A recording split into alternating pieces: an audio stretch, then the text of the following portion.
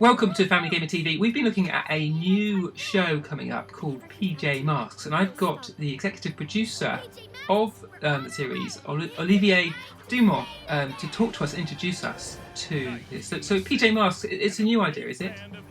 Yes, it's a new show which is based on a series of books that have been published in France initially, and we've decided to develop a TV series based on the series of books and take it globally, thanks to a deal with Disney Junior, which is going to be our broadcast platform around the world. The idea behind the show is that indeed, although preschoolers tend to gravitate towards superheroes and sort of older superheroes or older skewing superheroes such as, Spider-Man and Batman and Superman and all of these, sort of superheroes. So they love the theme, but unfortunately there is no content which is age appropriate for them with these superheroes. Now, I know you've been involved with the Peppa Pig series that my kids loved. When they were younger, they would watch it avidly. Was there any sort of scope of turning Peppa Pig into a superhero rather than a new show altogether? No, it hasn't been, thought of as a spin-off. That being said, Daddy Pig was turned into a superhero, into Super Daddy Pig, in an episode of Peppa. So theme superheroes has been sort of dealt with within Peppa. We leave Peppa alone in terms of being the cheeky little girl that we all know. And in terms of those interactive experiences, is that something Disney's had a hand in? We often look at a game called Disney Infinity, which is sort of a modular video game. I was wondering if we might ever see PJ Masks coming to that platform.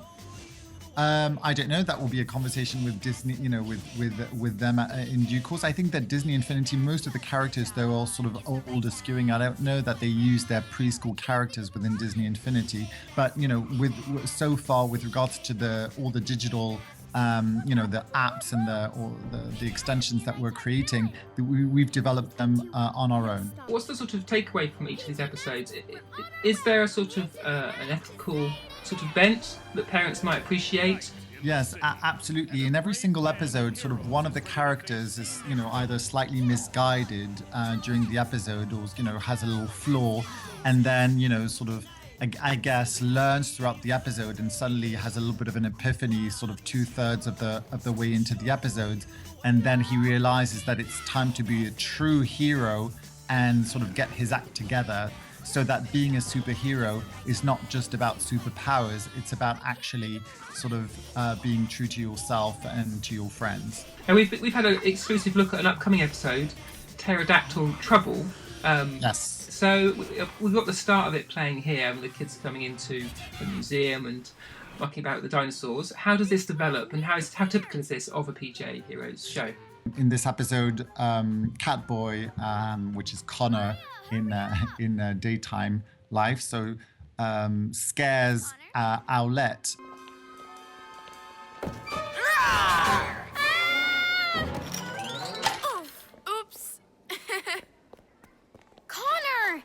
Wasn't funny. It was a little bit funny.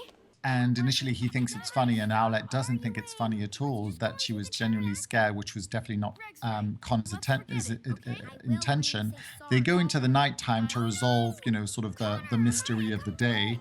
And whilst, the common thread, if you want, is Owlette feeling that Connor should apologize more deeply than he's doing because he's sort of being a little bit flippant about it, until, sort of there's a little bit of a crisis and they're not doing such a good job resolving the mystery as a result of them not working effectively as a team.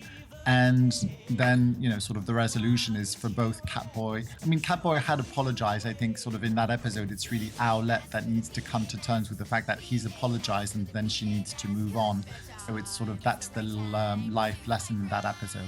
Great, well, that sounds really good. Well, thanks for your time, Olivier. I really appreciate it and look forward to seeing more of the show.